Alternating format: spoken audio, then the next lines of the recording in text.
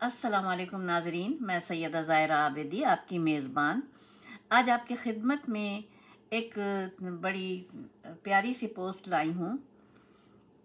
ایلی cart سے علی گوہر بننے تک کا سفر شروع کرتی ہوں۔ بسم اللہ الرحمن الرحیم۔ رب اشرح لی صدری ویسر لی امری واحلل عقدۃ من لسانی یفقہوا قولی۔ اللہم صلی علی محمد وعلی آل محمد کما صلیت علی ابراہیم وعلی آل ابراہیم انکا حمید مجید۔ اللہم بارک علی محمد وعلی آل محمد کما بارکت علی ابراہیم وعلی آل ابراہیم انکا حمید مجید۔ جب انسان عشق کے راستے کا مسافر بن جاتا ہے نا، تب اسے احساس ہوتا ہے کہ اس نے ایک نیا جنم لیا ہے اور اس کا پچھلا جنم محض ایک خواب و خیال تھا۔ تو یہ ایک ایسے ہی نوجوان کی کہانی ہے۔ صوبہ سندھ کے ضلع حیدرآباد میں گزشتہ 52 سال سے محرم کی 8 تاریخ کو ایلی کارٹ کے نام سے ایک ماتمی جلوس نکالا جاتا ہے، لیکن بہت کم لوگ جانتے ہیں کہ ایلی کارٹ کون تھے اور ان کی کہانی کیا ہے۔ حیدرآباد کے چند عمر رسیدہ افراد تو جانتے ہیں کہ ایلی کارٹ ایک سفید فام تھے اور وہ ہر سال محرم میں سیاہ کپڑے زیب تن کر کے عزاداری میں پیش رہتے تھے۔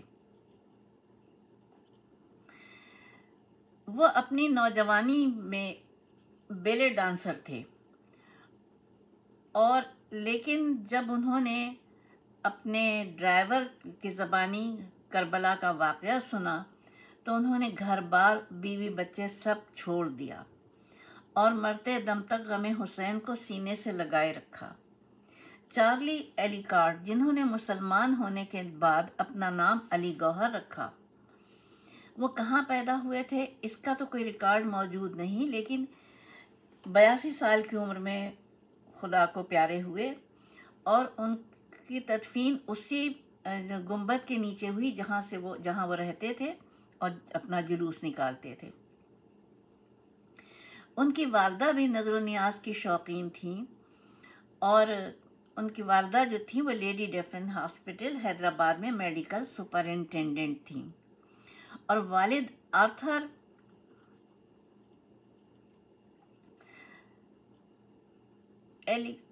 سڈنی کارٹ حیدرآباد اور میرپور خاص میں کلکٹر تھے۔ چارلی ایلی کارٹ کی والدہ حیدرآباد کے ہر ماتمی جلوس میں نظر و نیاز دینے کی کوشش کرتی تھیں۔ ایلی کارٹ کی والدہ کے منشی محمد علی کی بیگم سے بڑے اچھے مراسم تھے اور ان کی اولاد نہیں تھی، تو ایک بار جب اشرف شاہ کے پڑ سے جلوس آ رہا تھا تو سب کو دعا مانگتا ہوا دیکھ کر انہوں نے بھی دعا مانگی اور اسی سال ان کو اللہ نے بیٹا عطا کیا۔ انسائکلوپیڈیا سندھیانہ کا کہنا ہے کہ لیڈی ڈیفرن محرم میں ایلی کارٹ کو سیاہ کپڑے پہناتی تھیں، کیونکہ وہ محرم میں منت کے مانے ہوئے تھے نا۔ بعد میں ایلی کارٹ نے اسلام قبول کر لیا اور اپنا نام علی گوہر رکھا۔ وہ سندھ کے محکمہ ایکسائز میں انسپیکٹر بھی رہے۔ وہ اپنا وقت قدم گاہ اور اشرف شاہ کے پڑ میں گزارتے تھے۔ وہ لندن بھی گئے جہاں ان کے والد نے ان کی شادی کروائی۔ ان کی ایک بیٹی اور ایک بیٹا بھی ہوا، لیکن قیام پاکستان کے بعد انہوں نے واپس جانے سے انکار کر دیا اور یوں وہ اپنی والدہ کے ساتھ یہیں پر قیام پذیر ہوئے۔ ایلی کارٹ کی وفات 1971 میں ہوئی اور اشرف شاہ کے پڑ کا نام ایلی کارٹ کے نام سے مشہور ہوا۔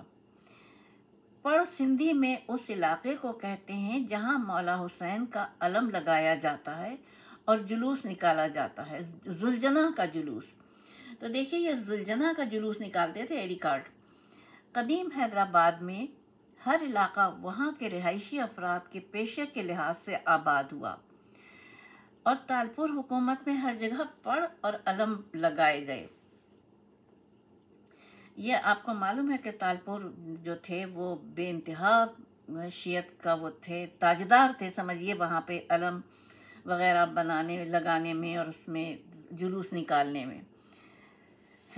اور حیدرآباد میں گزشتہ 54 سال سے محرم کی 8 تاریخ کو ایلیکارٹ کے نام سے ایک ماتمی جلوس نکالا جاتا ہے۔ جب ایلیکارٹ نے حسینی مسلمان ہو گئے تو انہوں نے اپنے انگریز بیوی سے کہا، یعنی بھی انہوں نے اختیار نہیں کیا تھا بلکہ ارادہ کیا تھا، تو انہوں نے اپنی بیوی سے کہا کہ وہ اب مومن ہونا چاہتے ہیں، اور اب اگر تم چاہو تو تم میرے ساتھ رہو، ورنہ پھر تم چلی جاؤ۔ اس لیے ان کی انگریز بیوی اپنے بیٹا اور بیٹی کو لے کے لندن واپس ہو گئی۔ ایلیکارٹ کے ڈرائیور کا نام عبدالغفور چانڈیو تھا، اور پھر واقعہ کربلا اور حضرت علی علیہ السلام کے حالات زندگی کے بارے میں سن کر ہی ایلیکارٹ کو حسینی قافلے میں شریک ہونے کا شوق ہوا۔ عبدالغفور چانڈیو کے بیٹے غلام قادر چانڈیو نے سن 2004 میں BBC کو بتایا تھا کہ ایلیکارٹ نے ان کے والد عبدالغفور سے کہا تھا کہ وہ بھی ماتمی جلوس نکالنا چاہتے ہیں، لیکن عبدالغفور چانڈیو گریز کرتے رہے اور کہتے رہے کہ دیکھو اس کے لیے بڑی قربانی دینی پڑتی ہے۔ بقول غلام قادر چانڈیو، چارلی اپنے فیصلے پر اٹل رہے۔ بالآخر عبدالغفور چانڈیو نے چارلی ایلیکارٹ کی سرپرستی میں ماتمی جلوس نکالنے کی حامی بھری، جس پر چارلی کی خوشی کی کوئی انتہا نہیں رہی۔ حیدرآباد کے پکے قلعے میں چانڈیو کی امام بارگاہ سے پہلی بار ذوالجناح کا جلوس نکالنے کی تیاری کی گئی، یہ انہی کے اس میں سربراہی میں ایلیکارٹ کے نام سے۔ یکم محرم کو جب یہ جلوس روانگی کے لیے تیار تھا تو اتفاق یہ ہوا کہ چارلی کی والدہ کی وفات ہو گئی۔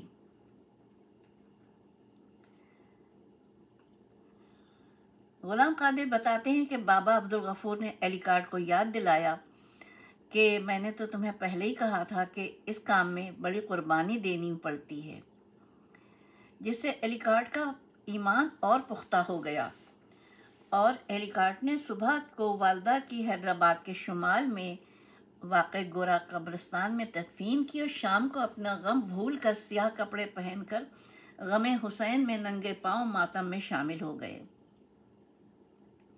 غلام قادر چانڈیو جو ایلیکارٹ کے ساتھی رہے ہیں بتاتے ہیں کہ ایلیکارٹ نے اپنی بیوی بچوں سے دستبرداری کر لی، اور پھر لوٹ کر نہیں آئی ان کی بیگم اور بچے، اور وہ پھر وہاں بھی گئے، اجمیر بھی گئے۔